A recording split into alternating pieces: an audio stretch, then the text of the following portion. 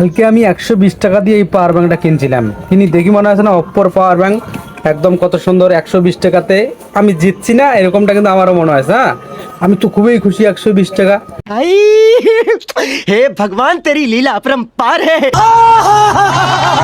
এত সুন্দর power bank. এখন কেনার পরে আমি বিষয়টা দেখাই। হ্যাঁ, এই যে 120 টাকার পাওয়ার ব্যাংক, এই যে কি ঘটনাটা ঘটাইছে, মানে এটা একটা ফাইজলামির একটা সীমা আছে। এই যে সব গ্লাস ঢুকিয়ে দিছে আর একটা বাচ্চা ব্যাটারি আইটেলের ঢুকিয়ে দিছে। আমি তো মহা খুশি কিনার পরে, এখন খোলার পরে আমার তো মাথা কাড়াল ভাঙিয়ে ফেলছে। মানুষ এরকম ব্যাপারই করে। 120 টাকা দিয়ে আমি কিনছি, কত সুন্দর পাওয়ার ব্যাংক, দামি না? হ্যাঁ, খুব সুন্দর না? আমি তো জিতছি।